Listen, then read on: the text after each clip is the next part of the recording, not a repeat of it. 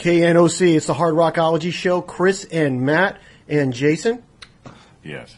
And that was Electric Mary, American Jam, from their third record, right? Yeah. Just Roman numeral 3, right? Simple Roman numeral 3. So. And I'm proud to welcome from Australia the lead singer from the band, Rusty. Rusty, you're welcome to the Hard Rockology Show. This is Chris. Hey, good evening, morning, afternoon, Thursday, Friday, Saturday. It would be evening here in Southern California, and I take it it's Friday afternoon there, right? Yeah, so you know that the world's not going to end in today because it's already tomorrow in Australia. That is true. I was going to ask you got any stock tips for me that way before the market opens up here? I could go ahead and make some investments. No, but I have your lotto numbers. Well, thanks a lot, man. The winning lottery numbers? The winning lottery numbers, yeah. I could use those, man. Yeah, that would take care of everything, right? Don't say them on the air, though. Yeah, don't say them over the air. That way everybody else has a winning ticket, so it ain't going to be much good. Yeah, let's do that off the air. Let's get that info off there. Nothing to pass around. So, Rusty, you guys are heading out to Europe for some shows, correct? Yes, I leave early tomorrow morning and head off to France. So I was going to ask you, first off, thanks for coming on air. I've been trying to get you on air for quite some time. I've been a big fan since about 2006, and thank you very much. I know you got a lot on the table getting ready to go to Europe and such, so thank you for coming on air. That being said, how's the reception you're getting on this your newest album, Electric Mary 3, in regards to... Actually, yeah, it's really good. This album was a little different to Down to the Bone. Down to the Bone was a bunch of songs that I had, and, I brought to rehearsals and stuff, and the band kind of put them in the pot, mixed them up, and spat them out onto CD. But this one, we all did something on it. American Jam actually wrote in New York. That's why it's called American Jam. I figured that was the only appropriate song to start off the interview was American Jam, being that you guys are from Australia. So I guess, is that your take on America from your point of view? No. The long story, I don't know if you know, though, in 2003 I was on tour with another band and we went to Jimi Hendrix's studio. Okay. And the lady who was running it there was Mary Campbell. And she took us through, and she was telling us some amazing shit, man. I mean, whoops. And that's all right, man. Speak on it. I just felt like, without sounding a bit wanky, I actually was standing in the middle of rock and roll history in that place. All the songs that have been recorded there was just amazing, absolutely amazing. And at the end of the little tour, she said to me, make sure you guys stay in contact.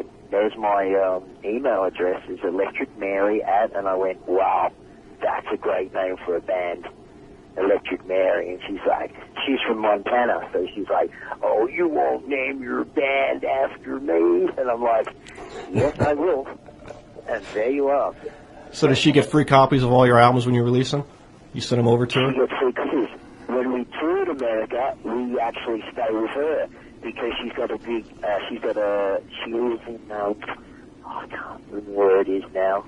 Anyway, it's outside of, New York, and she's got a big basement, and her husband used to play drums, and everything's set up, and one morning, I could hear this music going on, and it was the boys, and they were just playing what is American Jam, and I said to them, what's that? And they said, oh, it's just something we're working on. I said, well, it's awesome, and I'm gonna get something to it, some vocals and that, and let's do it.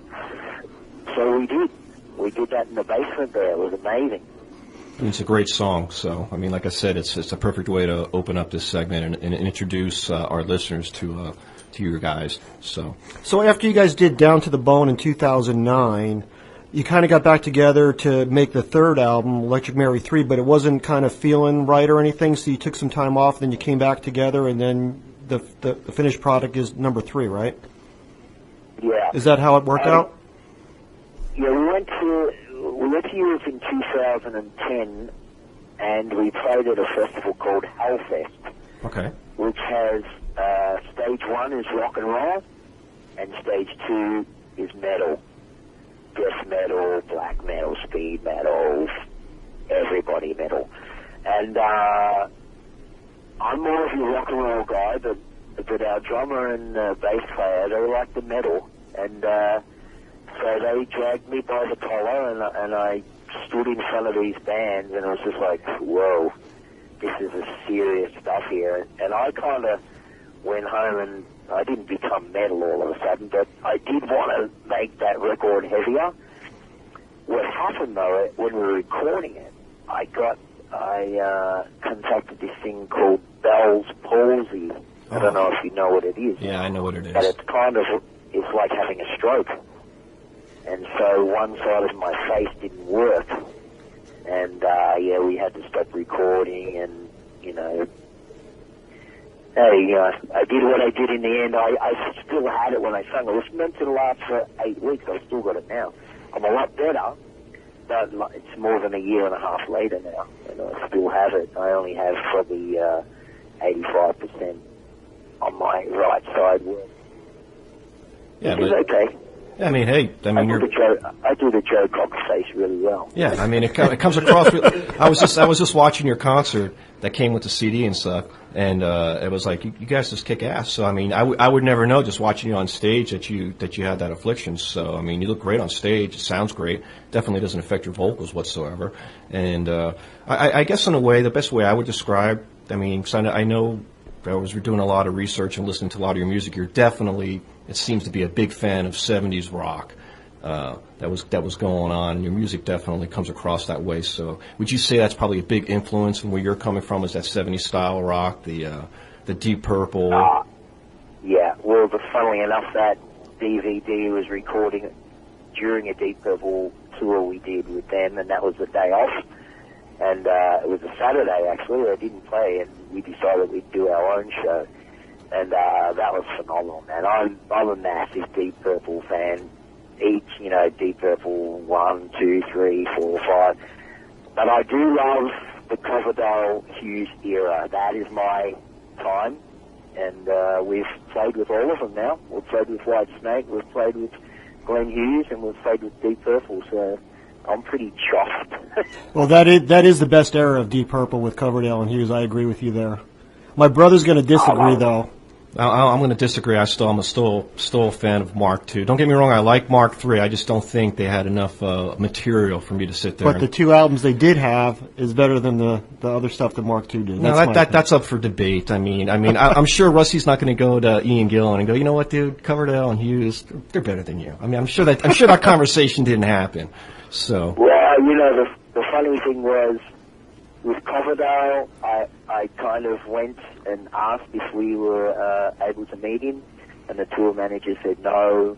He just does his show and he goes home, and you need to pack up your gear and leave. Make sure there's space in the band room and no one's around. And we're like, yeah, no problem, that's okay.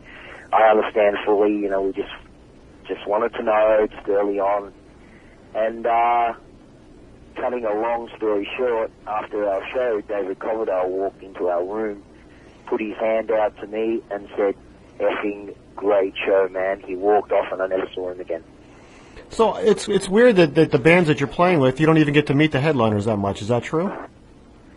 Well, we did end up meeting Whitesnake. The tour manager said we couldn't. Oh, okay. And then they watched us. They filmed us, and they came in our band room, and like I said, Coverdale came in and spoke to us, and I was like, yeah, here you go.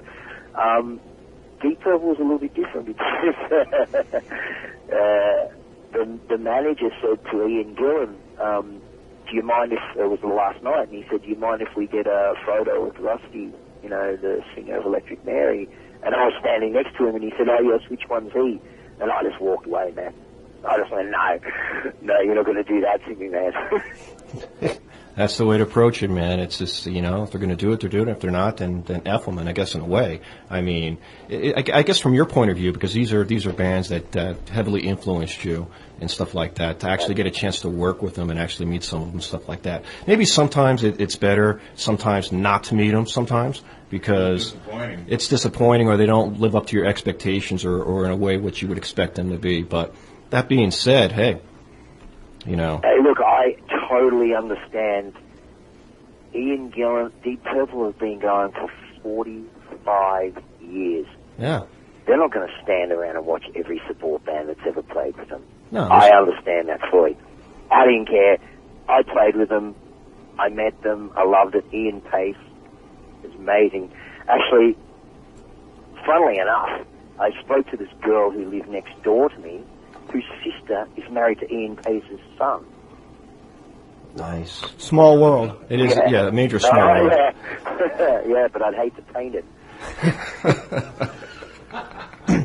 I wanted to ask you on the third album. You have a picture of a van in there.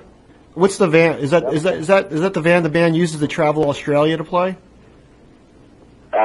No, but it's not actually. It's just a photo.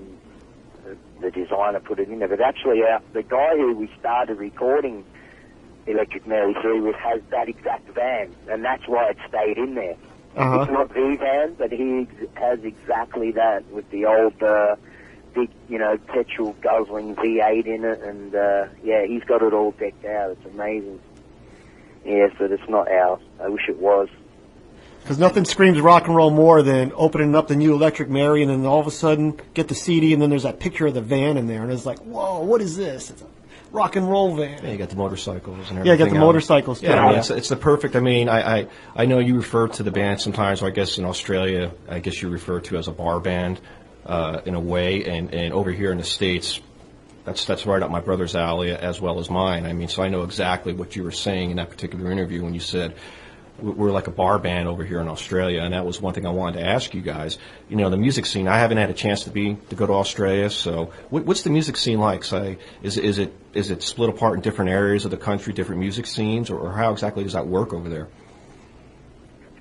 Well, look, when I explain to people around the world, a lot of people think that Australia is just a very, very small place. In actual size, it's the same size as America, except we only have 20 million people here, and we all live around the outside, not many in the middle. The Aboriginals, the elder than that, a lot still live in there. But the music scene is the rock and roll and bands and stuff is kind of, unfortunately, gone underground at the moment. And back in the day, how Australians lived was they went to work, they went to the pub at night, and at the pub there was a band. The band played, and on the weekends they played sport, and then Monday it started again. You went to work, you went to a pub, you watched a band. There was a band on every night. Every night there was a band. I mean, we're pretty famous for it, I think. That's how AC/DC started. They just played 5-6 nights a week, round and around and around and around. It didn't matter. And we can drive from, the problem, I guess, now is with a lot of these clubs closing down for bands and being replaced by pill-popping DJs, to get in a car now and drive from Melbourne to Sydney, which is the next kind of capital city, it's a 10-hour drive, and there's no shows in between that. Oh, that's like a little bit crazy. Oh, that would be insane. Yeah, so, is there any pubs? Yeah, if you're in Europe, though... I mean, is there any pubs along the way to stop? There's no pubs or anything? Oh, yeah. But you would never get there. Yeah, you would never get there, I guess, if you were stopping to drink. Yeah, I guess so. Well, you're talking to a non-drinker here, so I'm fine. It's Alex you have to watch out for. Alex and Venom, bass player and drummer. Yeah, they like to stop off and have a whiskey or two along the way. So you have like Sydney's 10 hours, and then how far would it be, like, say, if you wanted to drive to Perth from Melbourne? 2 days. 2 days? Oh, 2 days altogether, huh? That can't be fun. And what's the capital between Sydney and Melbourne? What is it? Canberra. Canberra. Okay. How far is that? Canberra. What is this? Geography? Was this a geography? Rusty, I just want to get an idea from Rusty what it's like to be a band in Australia and you have to travel around to the other big cities. It takes forever to get to them.